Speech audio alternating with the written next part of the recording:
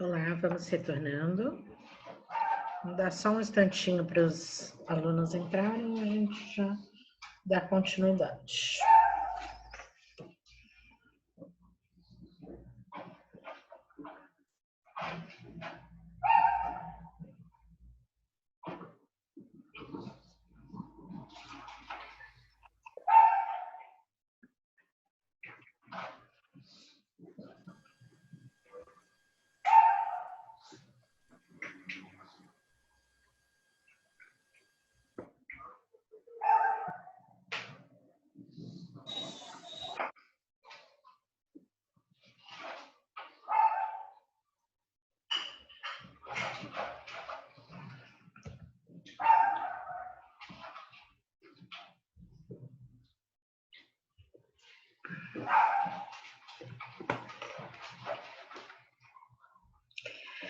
E aí, uma característica que nós temos do grau cirúrgico, né, que é esse tipo aqui, quando a gente embala coisas muito pequenas, há necessidade de nós fazermos embalagem dupla, tá? Para evitar que esse material acabe desaparecendo. Esse é um fator que esse é o fator que, por exemplo, os fios de sutura são embalados 2 vezes, tá? Então, eles já vêm de fábrica assim. Então, eles têm uma embalagem deles, que é estéreo, e aí eles colocam outra embalagem, tá? Eles fazem isso justamente quando são materiais muito pequenos, para evitar que eles se percam, tá? Então, a gente coloca uma embalagem e outra um pouco maior em cima dele, para que ele não se perca enquanto a gente guarda esses materiais.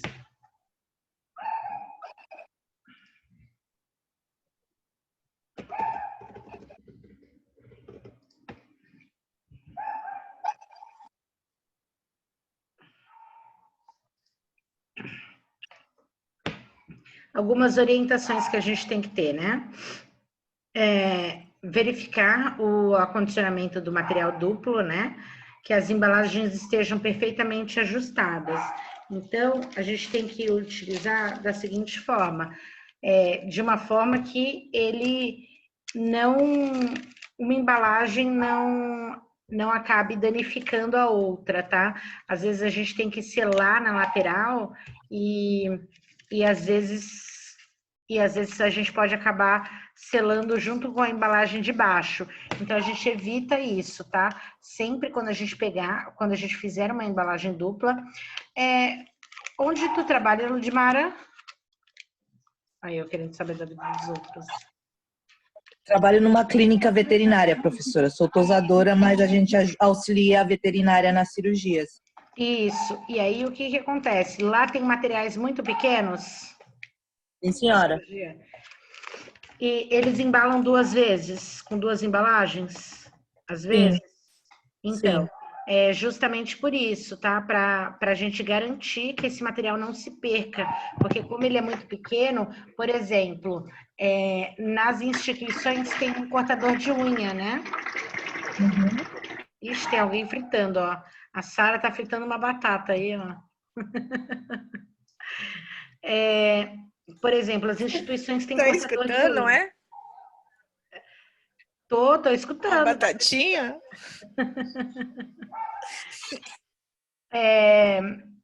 Não. As instituições têm cortador de unha, né? Então, como o cortador de unha ele é pequeno, a gente deve embalar ele com uma embalagem e fazer uma outra maior por cima, para que ele não se perca. A mesma coisa funciona com materiais menores, né? Como, por exemplo, os odontológicos, que eles costumam ser bem finos e curtos, né? Pequenos, e aí a gente faz dessa forma para evitar que ele se perca no arsenal, que a gente consiga ter uma embalagem maior. Eu não consegui escutá-lo, Dimara?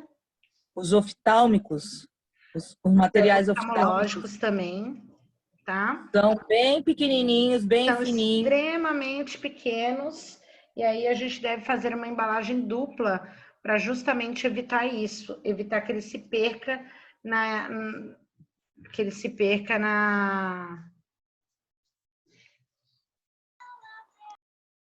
no arsenal em si, tá?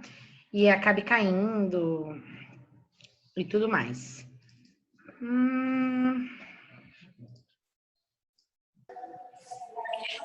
E aí a gente deve proteger os materiais cortantes e pontiagudos, assim como a gente falou, colocando uma bandeja, tá? Existem profissionais que ao fazer essa proteção, eles usam embalagem dupla, tá? Não é o correto a utilização de embalagem dupla para materiais pontiagudos.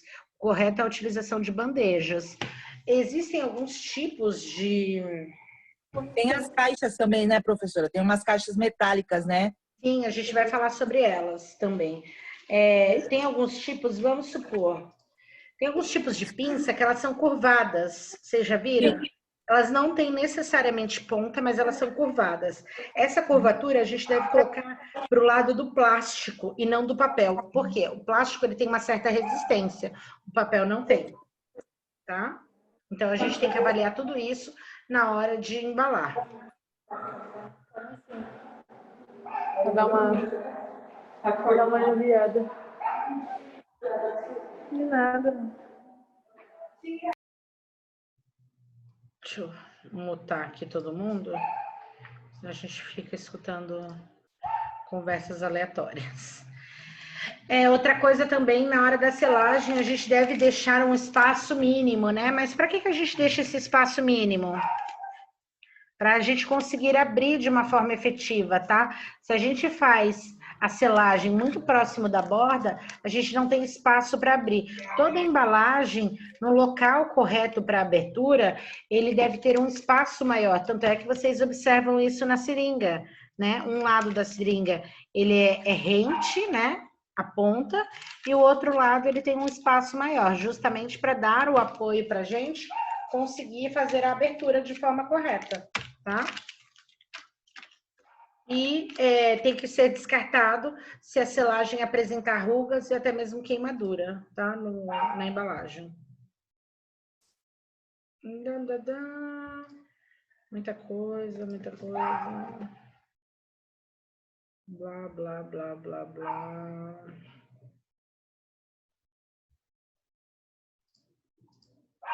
Vou passar aqui.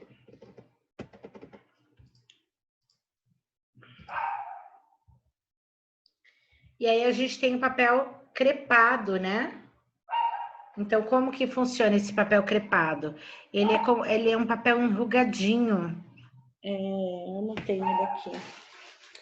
Mas ele é um papel que ele é similar ao TNT, mas ele é todo enrugadinho. E aí a gente tem várias cores, né? Nós temos o verde, o azul e o branco. O branco é pouco utilizado. A gente utiliza mais o verde e o azul. Por que a gente utiliza as cores verdes e azuis para utilizar dentro do centro cirúrgico? Vocês sabem me dizer? A gente falou isso no início do semestre.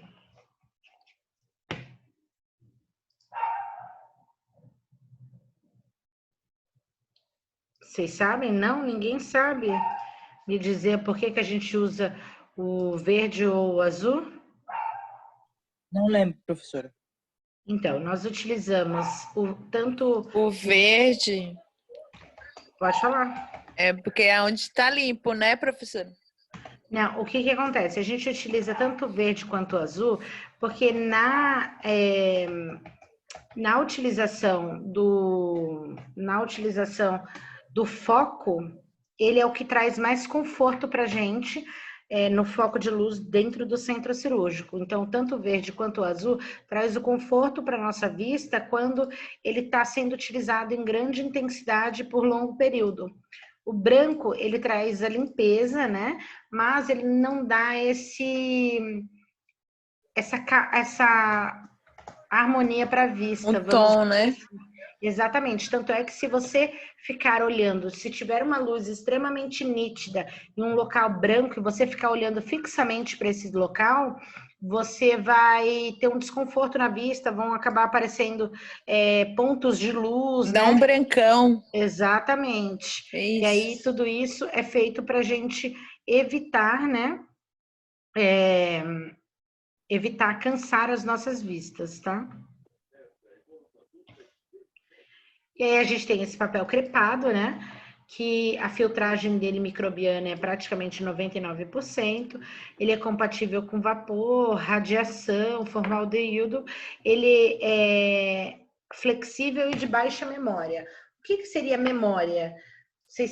A gente já falou sobre isso quando a gente falou sobre fios, né? A memória é quando a gente dobra algo e ele permanece. Então, a embalagem de grau cirúrgico, quando a gente dobra ela, ela vai permanecer a memória dela, que ela cria um vinco, né?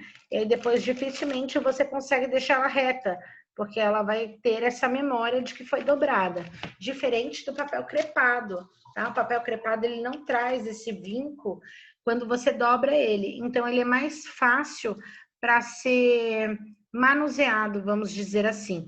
Então, quando eu vou embalar uma embalagem, se eu identifico que aquele papel ele está muito grande ou ele está muito pequeno e eu vou necessitar de outro, ele não cria memória, então eu consigo reutilizar. Eu não faço o descarte dele, né? Ele acaba tendo menos resistência, né? Ele pode furar, rasgar, né? Com maior facilidade, quanto ao comparado ao tecido de algodão. A gente tem o papel craft, ele é pouco utilizado dentro dos hospitais, ele é mais utilizado em instituições de grande porte, tá bom? Eles acabam sendo utilizados mais nesses casos. E o ruim que ele é descartável e ele acaba não sendo muito boa a degradação dele, né? Aí a gente tem os filmes transparentes, que são embalagens onde elas são transparentes dos dois lados, tá? E ela é boa para visualização dos pacotes, ela tem uma alta capacidade de barreira, né? Porém, a permeabilidade do ar aos agentes esterilizantes ela é mais difícil, porque quando é totalmente plástico, é muito difícil a gente conseguir fazer com que entre e haja uma esterilização de forma efetiva, né? E ela tem dificuldade, a gente acaba tendo uma dificuldade maior na selagem dela. A gente tem os estojos metálicos, né? Que é muito utilizado São utilizados quando?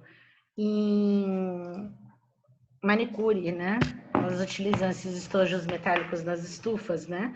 Elas higienizam o alicate e tudo mais e colocavam, né, nesses estojos metálicos. Fica no Né? também, professora. Eu Sara? acho bonitinho isso aí.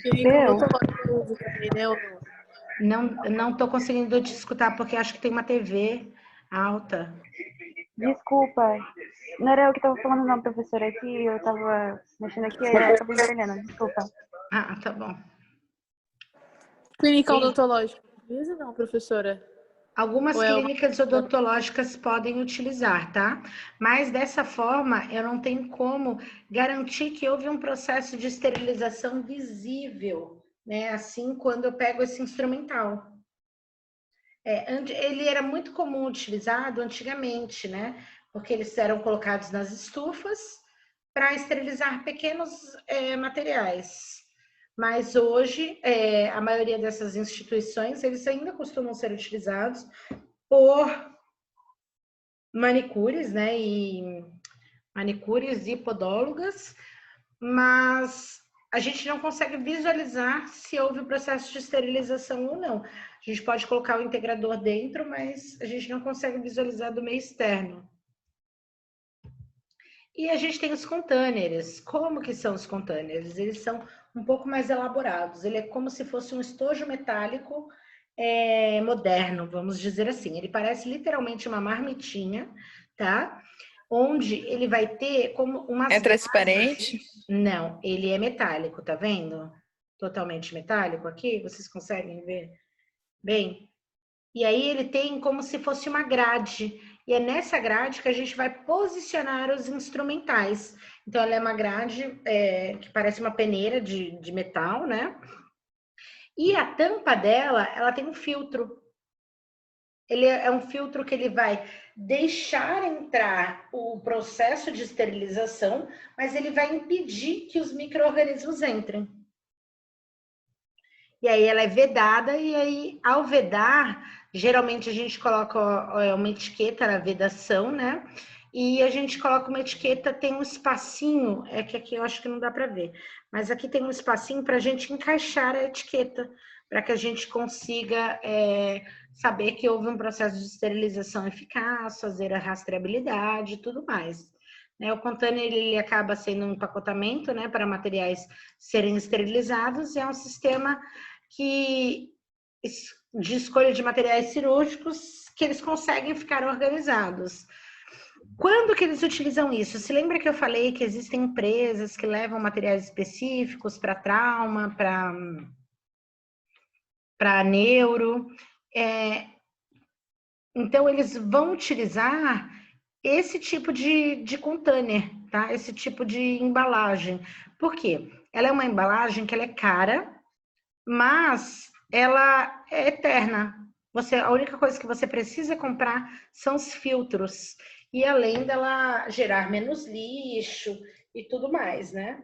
Então, as instituições que trabalham apenas com esterilização, eles dão preferência, né, para esse tipo de embalagem por ser menos custo a longo prazo. Então, eles são de liga de alumínio, né, pode ser de aço, eles têm uma válvula que contém um filtro e eles são utilizados em autoclaves pré-vácuo, né? Então, não sei se vocês conseguem visualizar direitinho aí, mas eles têm uma tampa e a gradezinha que vai dentro dele. E olha como que ele funciona, como que ele é, tá vendo? Ele fica parecendo uma marmitinha, tá vendo que ele tem umas travinhas aqui na lateral?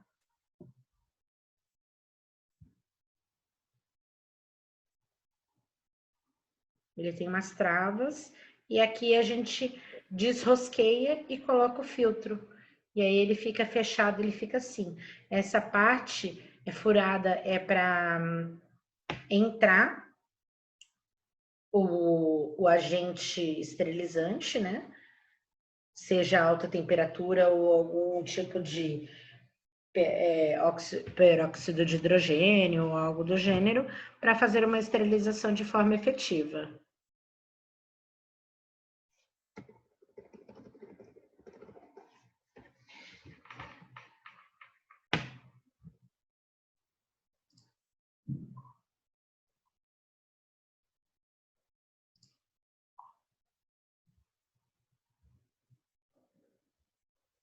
E aí a gente tem a embalagem de TNT, que ela é um tecido e não tecido, né? Ele é um pouco mais grosso que o TNT comum, que a gente está acostumado a ver nas casas, né, de material de artesanato. Então, ele é um pouquinho mais rígido e um pouco mais resistente, tá? Ele pode ser feito capotes, ou até mesmo a embalagem para embalar os materiais.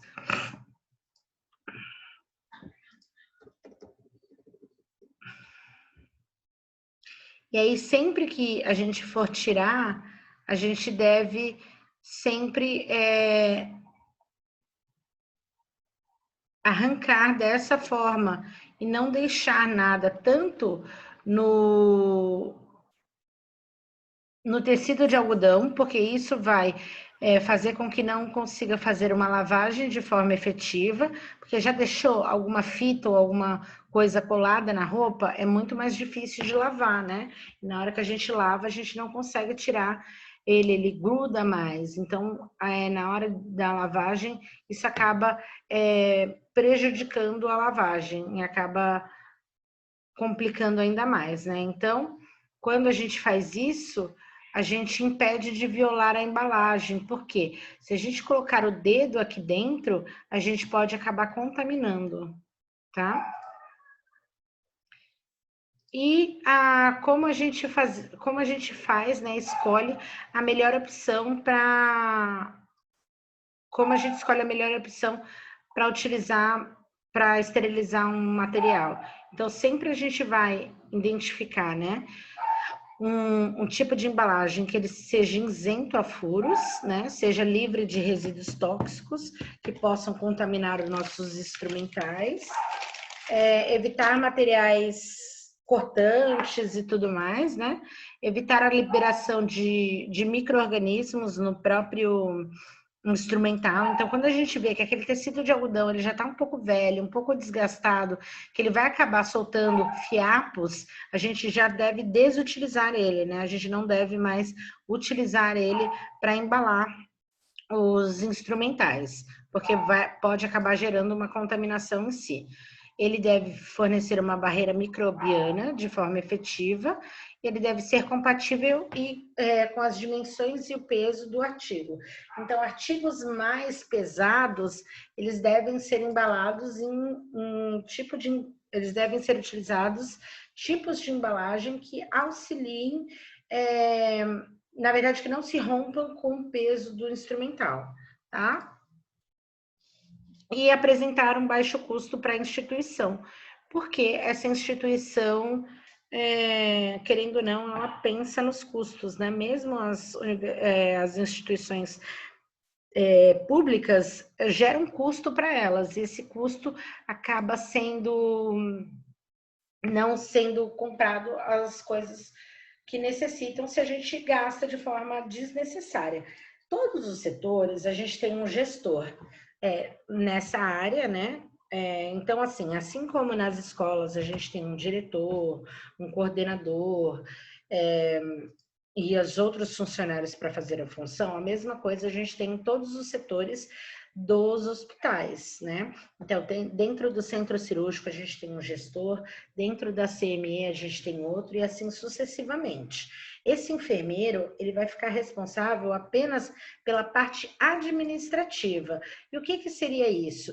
Ele vai ver realmente qual o melhor custo-benefício das embalagens, todo o descarte feito dentro de um ambiente hospitalar, a não ser o lixo D, que é o lixo comum, tem que ser pago para ser descartado. Então, o lixo branco, o lixo radioativo, o lixo pérfuro, paga-se, né? Mesmo as instituições públicas. Por quê? É liberada uma determinada verba para essas instituições. E aí, mediante essa verba, que eles conseguem fazer melhorias ou não. Uma instituição mal gerida, ela não vai ter, ela vai gastar dinheiro em coisas desnecessárias, né?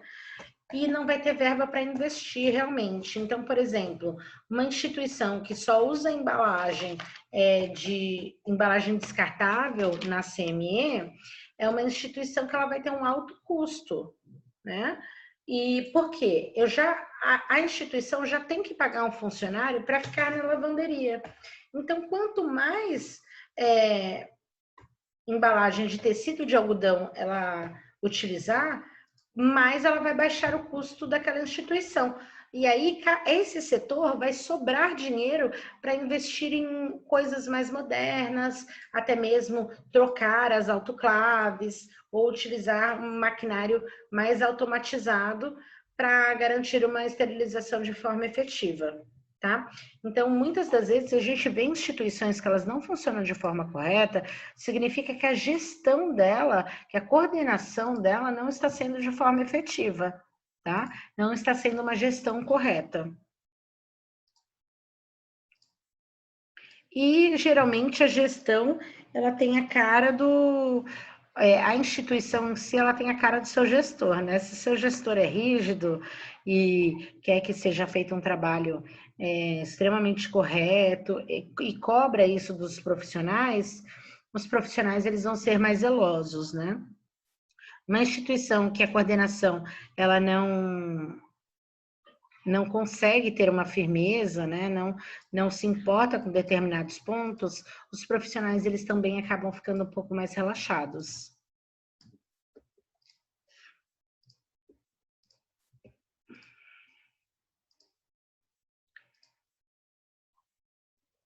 E aí a gente tem, né, o processo de a gente conhecer a legislação, que é a RDC 15, né? Vocês se lembram que a gente já falou sobre ela? O que gere a RDC 15?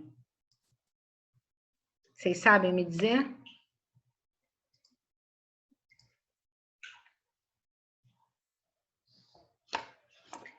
A RDC 15, ela vai falar sobre... Oi, pode falar. Ninguém? A RDC 15, ela vai determinar, né, como que devem ser feitos os processos, né? Então, a RDC 50, ela fala sobre a estrutura física, e a RDC 15, ela vai falar sobre o processo, quais os tipos de EPI os profissionais devem utilizar e tudo mais. E tudo isso, baseado nessa RDC, a gente tem que fazer uma qualificação, né, dos profissionais de forma efetiva. Então, todos os profissionais que trabalham dentro de uma CME, eles devem receber uma orientação, né?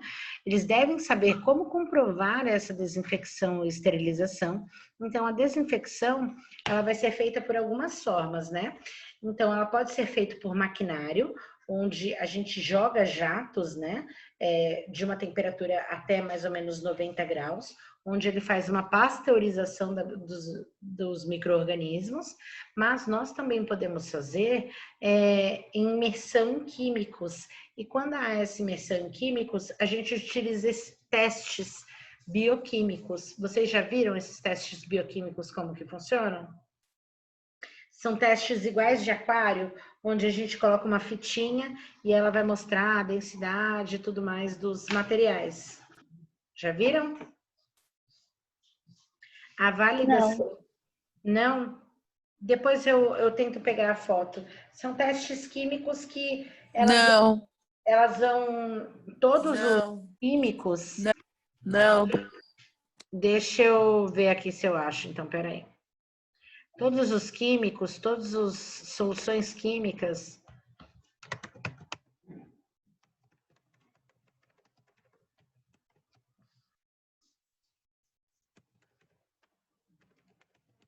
Todas as soluções químicas. Que?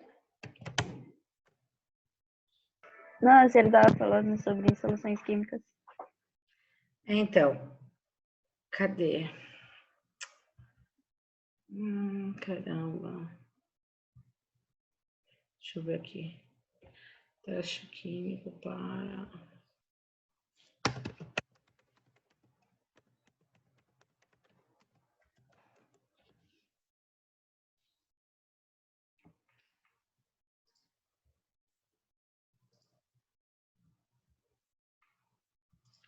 Vocês nunca tiveram aquário? São os testes parecidos. Já tive sim, mas não colocava fita, não. A gente tirava a água, né? A gente pega um pouquinho da água e coloca os reagentes. Isso, mas eles também podem ser encontrados em fita, esses mesmos reagentes. Eu peguei aqui uma imagem, ela estava uma imagem um pouco feia, mas só para vocês terem uma noção. Então, aqui, ó, dessa forma, tá vendo?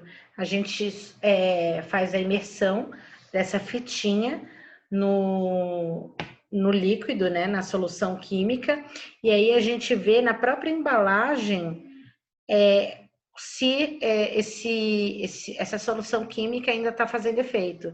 Então, a gente faz esse teste diariamente nas soluções químicas. Então, por exemplo, se lembra que a gente falou que o hipoclorito ele dura 24 horas após a gente fazer a mistura da solução.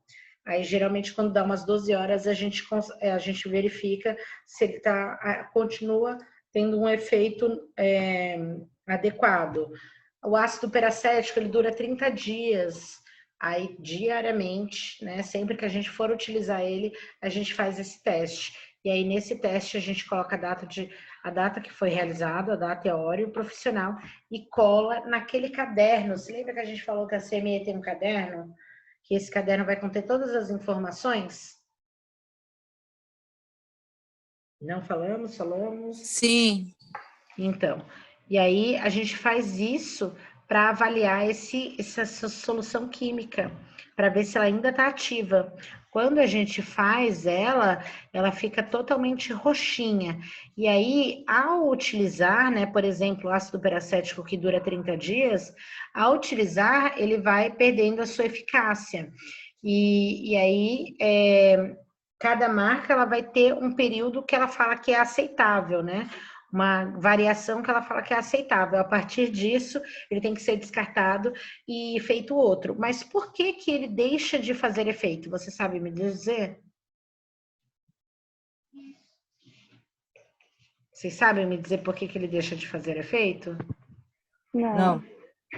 Ele deixa de fazer efeito porque muitas das vezes os Que ele vai instrumentos... desgastando, eu acho. Por que que ele desgasta? Porque vai usando. Não, ele acaba desgastando porque nós costumamos colocar os instrumentais molhados. E aí é como se ele rediluísse, entendeu?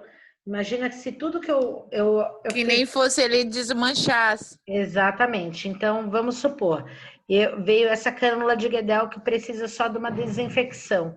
E aí eu lavei ela, tirei toda a sujidade. Eu não espero ela secar, eu não seco ela para colocar. Eu geralmente pego ela e coloco ela molhada do jeito que ela tá em imersão no líquido. Só que imagina isso durante vários materiais. E aí por isso que a solução ela vai perdendo a eficácia, porque ela acaba sendo mais diluída do que a própria fabricante permite, vamos dizer assim. Aí por isso que ela deixa de ter a eficácia dela. E aí, sempre que a gente for utilizar, né, diariamente, nós temos que fazer esse teste para identificar se há uma esterilização de forma correta, se vai fazer uma desinfecção de forma correta, se esse líquido ainda está bom para ser utilizado. Diminui a potenciação do... Se esse líquido tá ativo, né, professora? Exatamente, diminui a potência do químico. Tá? Alguma pergunta? Tudo bem? Tudo bem, professora. Então a gente vai voltar. Tudo bem, professora. Então a gente Tudo volta bem, daqui a pouquinho professora. para dar continuidade, tá bom? Ótimo. Ok. Até mais. Tchau. Até.